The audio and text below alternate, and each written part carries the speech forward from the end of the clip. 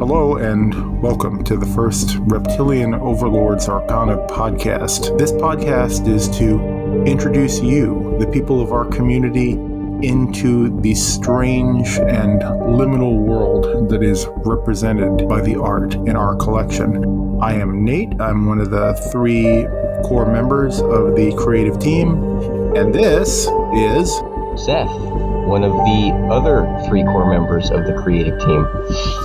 And who is the extremely talented visual artist, that is, Seth is, who created the remarkable imagery that you see on our website and on our Discord and all those good places.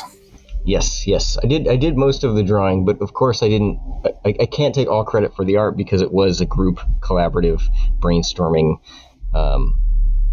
effort. It was a lot of fun because, and continues to be, because all three of us, really threw together all of our experience with this kind of stuff and really plumbed the depths of history and some contemporary fringe stuff to combine the images. It's true. It's like I can't think of any other project I've done that has anything like for example, Nate calls me up and he's like, "Hey, what do you think about an image of a few Buddhas in robes floating in the sky with extraterrestrial heads, and then maybe some stupas in the Tibetan style, looking kind of like they're UFOs?" And it's like, yeah, I would love to draw that. And here's 6 more ideas just like that. We've lived very strange and unusual lives, and the well of inspiration that we have to draw on is coming from an unusual place. Indeed. Maybe we could start off by talking about the art itself, the imagery. What is this about? Yeah, great question. I mean, let's see. So, the imagery, it has lots and lots of source references. It's all referential. It's not just making random things. I mean, you have anything from like the Power Reader from Dragon Ball Z is in there to biblical descriptions of angels, anatomy, a lot of UFO stuff, extraterrestrial stuff, reptilians, obviously, all sorts of cultural mythologies and conspiracies about a non-human ruling class of potentially alien origin. A lot of historical UFO sightings are in there, even some kind of campy pop cultural UFO sighting references. A lot of images from Western magic, in particular demon summoning manuals and grimoires like the Goetia and the Lesser Key of Solomon. There's some of the sigils or calling cards of these entities. There's some depictions of entities referenced in those themselves, various symbols from magical and mystical traditions like Tibetan Buddhism, Kabbalah, Western esotericism, Enochian. I mean, I could just go on. So it's sort of a fun repurposing of a vast array of esoteric symbol sets into this project. Yeah, I wonder whether it seems like a random pile of stuff to I'll use the word a normal person. Because if you live kind of steeped in the esoteric, paranormal, UFO, psychedelic world, all these things seem to have a natural relationship. And there's a lot of overlap between the respective communities and the streams of art and literature that have to do with them. One phrase that gets thrown around is the cultic milieu, the idea, and that's kind of the same thing as the New Age in general, or is the spiritual culture as a whole, like this shared pool of anomalous experience. Yeah, cultic milieu is a great word for it, I think. But I think it makes, who knows, again, like I am kind of like all about this stuff, but I would imagine that there's still a cohesive message even for someone who isn't, just because of the age we live in and the fact that the references in these images, though some are more obscure than others, I do think that there is a tone and language in there that has some precedent already in our culture. One of my inspirations in kind of talking through the style guide of how this would work, and providing references and sketching outlines and stuff like that, has sort of been like cult propaganda, like if you look at that sort of general genre. And then there's also the stuff that people who are abductees and contactees will draw. I remember that was one of the things we taled about a lot when Yes, we were, yep. yeah, the robes. Like we had a whole series of discussions about how there seems to be a kind of cultural diffusion between B sci-fi movies and the stuff people actually describe in abduction and contactee accounts. Right. And Jeffrey Kripal has a whole book about that, about the cultural diffusion between paranormal experiences and like comic books. I forget what it's a book's called Mutants and Mystics, and it kind of is about, I think it's mainly about comic books, but it may also be about like comic books and like fantasy literature as a whole, and paranormal stuff. Yeah, Jeffrey Kripal is such a great kind of like cornerstone for all this stuff. That's a good point, because his work, it is academic, and he ties together all of these really weird subcultures and the occult and paranormal stuff in general in a really great way. And that Mutants and Mystics in particular is a good reference, because it does have that sort of like B entertainment film comic connection. Right. And Eric Davis's book, High Weirdness, is another kind of cultural touchstone.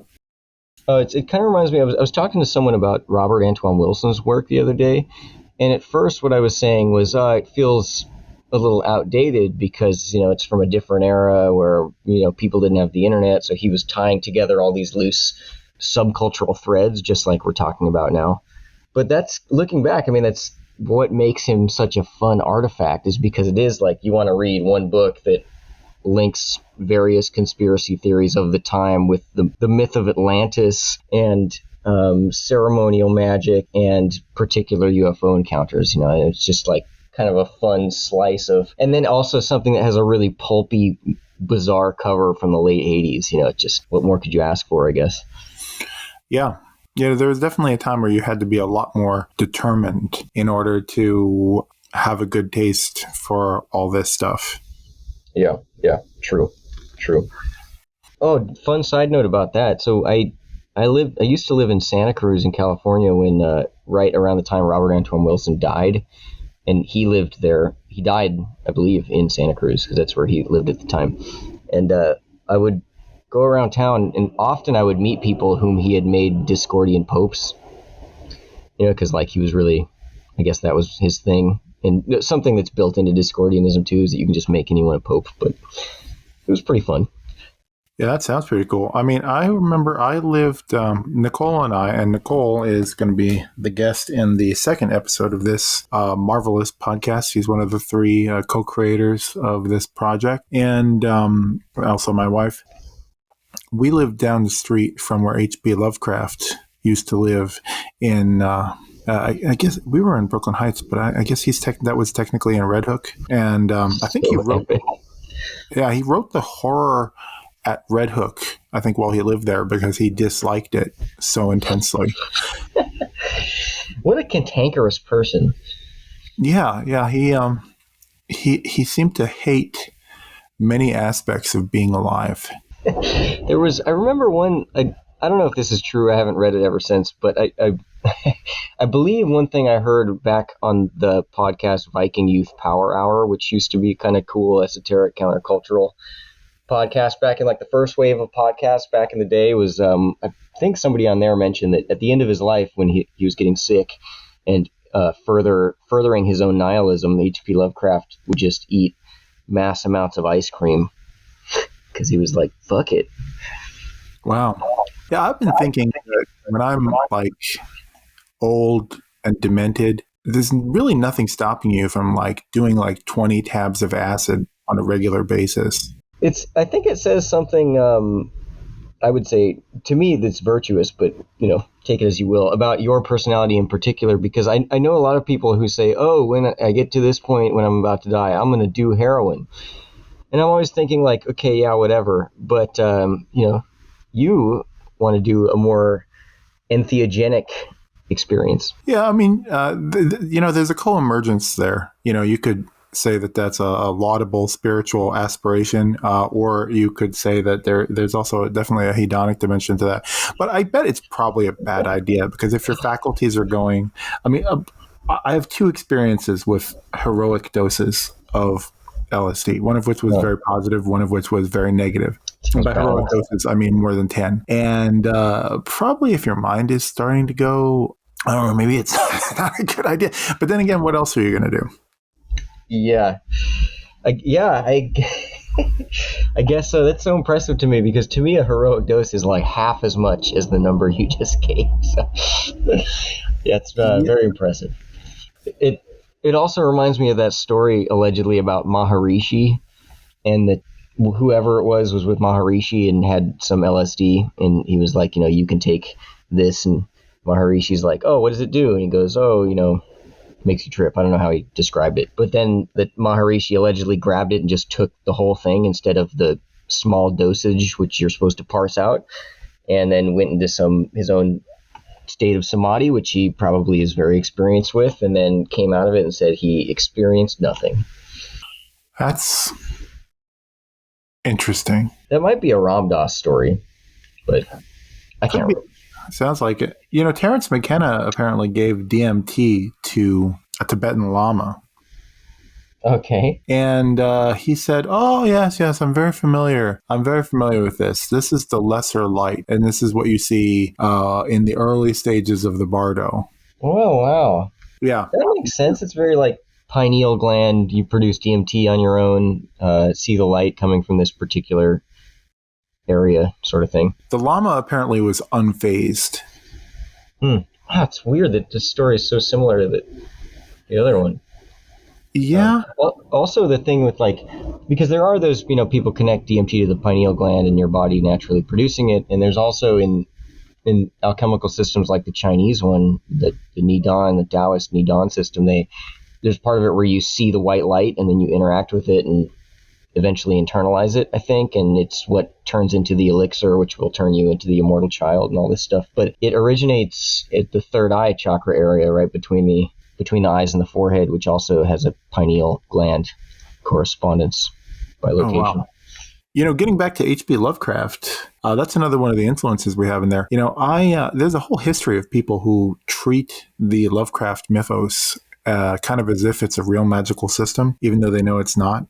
And I think that was one of the inspirations in the back of my mind, because I feel like that's really kind of the summit of weirdness. Like, weirdness with a literary flair is how he kind of treated the universe. Yeah, that's a great point of reference. I mean, he really kind of did this weird mashup thing that makes sense in retrospect, but I don't know who else had ever done something like this at the time, where he kind of blends the transcendent and I'm gonna say physicalism, or aliens or something like that, where it's like if you ask the question, because he has all these evil gods, like the old ones and the elder gods and all this stuff in his mythos, and if you ask the question about deity, is God always bigger than everything that you can ever imagine, or is it just a creature that's larger and more advanced than you that potentially, if you evolve, you could commune with in a more peer-like manner? And H.P. Lovecraft, as far as I understand, was like a pretty science-focused, physics materialist sort of guy. So he emphasized the horror of the void and of the universe itself and of its grandiosity and meaningless massiveness in a way that, though it's science fiction, it didn't necessarily contradict what he thought was possible with science. Yeah, what comes to mind for me is, that book, The Idea of the Holy by Rudolf Otto? I don't think so. Well, it always gets cited for this one concept, the mysterium tremendum et fascinans. But the mysterium tremendum is the experience of the holy as something terrifying, right? So it would be like, alien abduction, high dose psychedelic break from reality, that genre of the angels in the Old Testament who appear and they're like, fear not, and Lovecraft type stuff. Yeah, I was reading Frater Acker's. He has that book on Goetia but like old school Goetia, in as much as he's tracing it back to its like pre-grimoire tradition origins. Yeah. He's talking about how the Mysterium Tremendum experience is the proper, or it's the domain of the Goes, or one who practices Goetia. Goetia, by the way, for those of us who aren't occultism nerds, is the art of calling up chthonic spirits, underworld entities. Yeah. Yeah, it's interesting. I mean, that when I think about that description you just gave to it, like fear of God is a big thing in Sufism, and I mean it's a big thing in a lot of traditions, but I think of it in Sufism in particular. And I also think that there's probably a connection there with in Aleister Crowley's Thelema system. The abyss is the great experience that one goes through after they summon and unite with their holy guardian angel. They go through the abyss, which is this terrifying thing where you can't take anything with you, and your angel abandons you, and you go into the darkness, and like a lot of people don't survive it, and you encounter demons there, kind of like the Tibetan Book of the Dead or something. And then the people that don't successfully cross it are fucked, like for eternity. Yeah, that I like that description of the city of pyramids. When you get up to Binah, right? You know what it's like, the way he talks about it? It sounds like Shoku Senbutsu. Are you familiar with that? No. So Shoku Senbutsu are these self-mummifying. It's a sect of Buddhist. Oh, yes. They mummify themselves while they're alive. They drink this tree sap, and it gradually does this chemical process to their body. And then when they're completing the process, they seal themselves into this, basically a tomb. And their belief, and I would call this a superstition because I don't think that this is really a spiritual attainment, but if they're still sitting in lotus position as their body mummifies, then they've become like a fully enlightened being. So it's it's suitably necromantic for the general thematic that we're talking about. Yeah, that's interesting. I was like, what is the connection here? But yeah, I see what you're doing there. That there is precedent, at least in other Buddhist sects, of if you die in a particular position, you get some good juju from it. I believe it's in Pure Land Buddhism, you can get to the Pure Land more easily if you die laying on your left side or something like that. Pure Land Buddhism. Yeah. Well, it's if you're in a sect that has enough magical ability to collectively create this heaven realm that people can transplant themselves to, that's pretty badass. Yeah, I would say so. I heard about another thing that can happen with some of these monks, and this is purely anecdotal, but it's kind of interesting and amusing, is Reggie Ray, who is a senior Buddhist teacher who was in the Shambhala lineage. He was one of Chogyam Trungpa Rinpoche's students. He said that if you go up into the mountains in Nepal and places like that, you can find these people who died in a state of meditation who are basically undead, but their mind is in the form realm or the formless realm. And he says that's what they refer to in the tradition when they say gods of the form realm and gods of the formless realm. And he says basically if you push them, they'll decompose into dust because they're kind of like warm corpses that have perfected concentration to the point where they're just kind of sustaining themselves in a semi-deaf state. Wow. What a mythological terror creature. Yeah, it's funny. I think that a lot of these religious and belief systems kind of sanitize themselves and how they present themselves to the West. Buddhism does that. Even alien abduction does that, because a lot of the advocates of alien abduction try to sanitize out some of the paranormal stuff, to sort of make it more acceptable for mass consumption. No doubt. Yeah, so there's that. I guess that's one of the things about this project. It's like diving headlong into the weird for the sake of the weird. Mm, mm. Yeah.